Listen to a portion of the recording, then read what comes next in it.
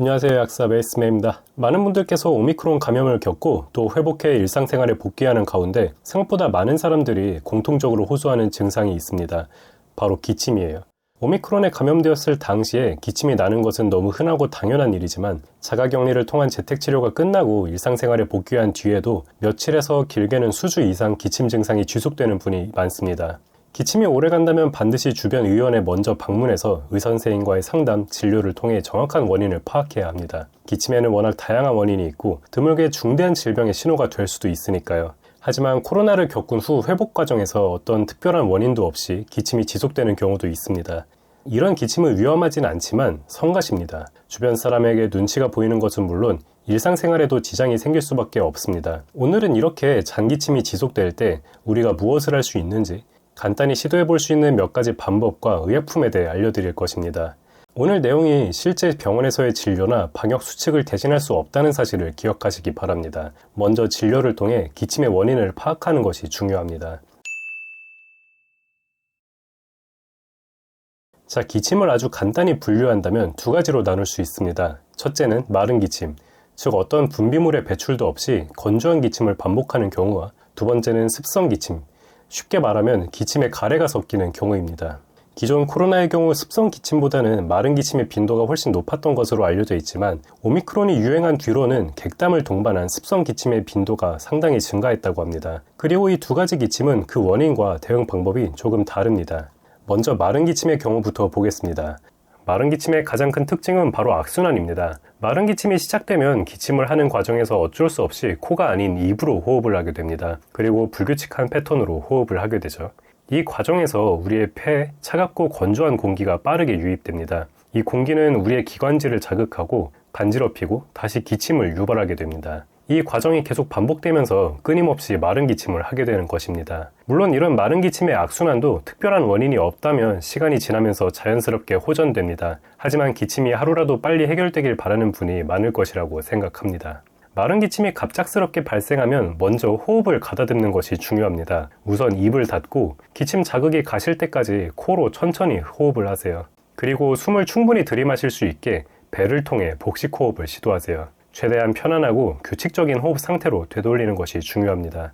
이런 간단한 호흡 조절만으로도 마른 기침을 억제하는 데 도움을 얻을 수 있습니다. 그 밖의 조치에 대해서는 뒤에 다시 설명을 드릴 것입니다. 자, 이제는 습성 기침, 즉 객담을 동반한 기침에 대해 살펴보겠습니다. 먼저 알아둬야 할 것은 객담, 즉 가래는 세균이나 바이러스로부터 우리의 기관지를 보호하고 또 우리의 호흡기가 건조해지지 않고 깨끗한 상태를 유지할 수 있도록 도와주는 일종의 자연적인 보호장치란 사실입니다. 객담이 나온다는 것은 우리의 기관지에 배출해야 할 무언가가 있다는 의미입니다. 주로 먼지나 세균, 바이러스겠죠. 마른 기침과는 다르게 습성 기침은 함부로 억제하면 안 됩니다. 기침을 억지로 참을 필요가 없습니다. 배출되어야 할 가래가 자연스럽게 배출되도록 유도하는 것이 중요합니다. 뒤에 소개드릴 몇 가지 팁이 자연스러운 가래 배출, 그리고 기침 해소에 도움을 줄 것입니다. 자, 그럼 지금부터 본격적으로 기침을 완화하기 위해 우리가 시도해 볼 수 있는 몇 가지 수단과 방법에 대해 소개를 드릴 건데요. 대부분은 일상생활에서 쉽게 접하고 또 실행할 수 있는 내용들입니다.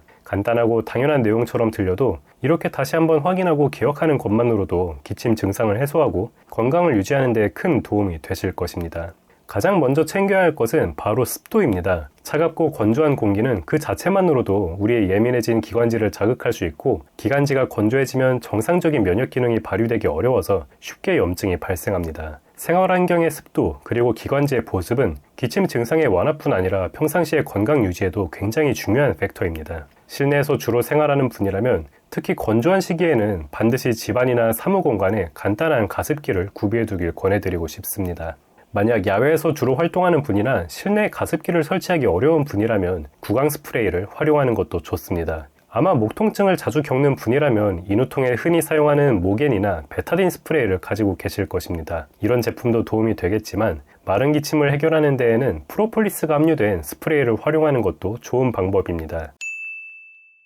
프로폴리스 스프레이의 효능은 임상적으로 잘 검증된 것은 아니지만 목의 염증이나 간지러움, 잔기침에 실제로 사용해보면 꽤 좋은 효과를 발휘합니다. 기관지의 수분 보충, 그리고 프로폴리스의 염증 완화 효과가 도움을 주는 것으로 예상합니다. 마른 기침이 쉽게 멈추지 않는 분께는 한 번씩 권해드리는 제품입니다. 이런 프로폴리스 스프레이는 온라인으로도 구매 가능하고 또는 가까운 약국에서 쉽게 구할 수 있습니다. 수분을 자주 섭취하는 것도 중요합니다. 수분 섭취는 기관지가 건조해지는 것을 막아줄 뿐 아니라 정상적인 면역 기능에도 반드시 필요한 요소입니다. 하루에 1.5리터 이상을 마시는 것을 목표로 하시는 것이 좋고 한 번에 많이 드시는 것보다 조금씩이라도 자주 섭취하는 것이 목의 불편함을 가라앉히는 데 더 수월할 것입니다.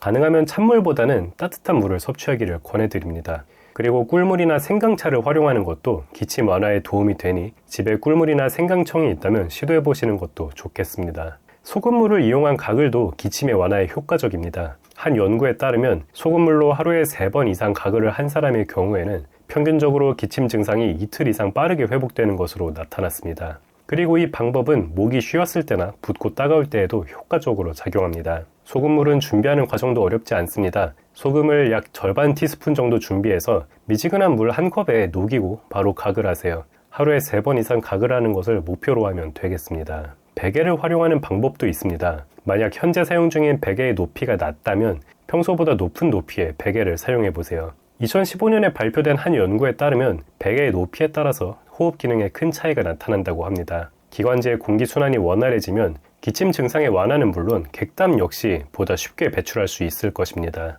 최적의 베개 높이는 바로 5cm입니다. 베개의 높이가 너무 낮거나 반대로 너무 높아도 호흡기의 기능에 악영향을 준다고 합니다. 2개의 낮은 베개를 사용하거나 또는 수건을 덧대는 방식으로 5cm의 높이를 맞춰서 사용해 보세요. 다만 체형에 따라 5cm 높이의 베개가 불편할 수도 있습니다. 이 경우에는 억지로 5cm에 맞추기보다 평소보다 조금 베개의 높이를 높여보는 느낌으로만 시도를 해보시는 편이 좋겠습니다. 베개를 다리 사이에 끼우고 눕는 이런 자세도 시도해 볼 수 있습니다. 정자세에서는 무릎 밑에 베개를 두고 옆으로 누운 자세에서는 다리 사이에 베개를 놓는 것입니다. 물론 머리를 두는 베개도 어느 정도의 높이를 유지해 주는 것이 좋습니다. 베개를 통해 수행하는 이런 간단한 자세 교정도 호흡 기능의 개선에 도움을 줄 수 있습니다.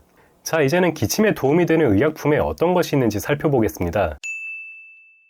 약국에서 처방전 없이 간단하게 구매할 수 있는 기침약이 있어요. 많은 분들께서 기침이 날 때 약국에서 그냥 목감기 약을 요구하는데요. 목감기 약에는 일반적으로 기침약뿐 아니라 해열 진통제가 함께 포함되어 있습니다. 열이 나거나 어딘가에 통증이 있는 분이 아니라면 목감기 약보다는 그냥 기침에 전문적으로 사용하는 약이 낫습니다. 약사님과의 상담을 통해 약을 구매하면 정확한 약을 복용할 수 있겠지만 만약 집에 미리 구비한 상비약 중에 약을 선택하고자 하신다면 여러 가지 성분 중에 노스카핀이라는 성분이 포함된 약이라면 대체로 기침에 전문적으로 사용되는 약인 것으로 이해하시면 되겠습니다. 한편 가래를 동반한 습성 기침에는 사용하는 약에 다소 차이가 있습니다. 마른 기침은 기침 중추를 억제해서 증상을 완화하는 것을 목표로 하는 반면에 습성 기침은 가래를 더욱 쉽게 배출시키는 것을 목표로 해야 합니다.